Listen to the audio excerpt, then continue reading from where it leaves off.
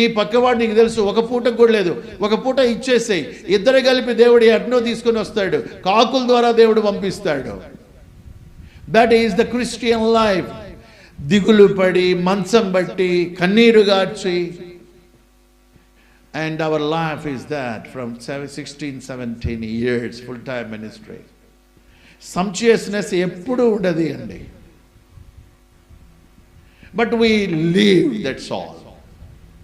ఆ సమయమునకు దేవుడు ఎలా సహాయం చేస్తాడో మనకు తెలియదు. I'm waiting to see the miracle all the time.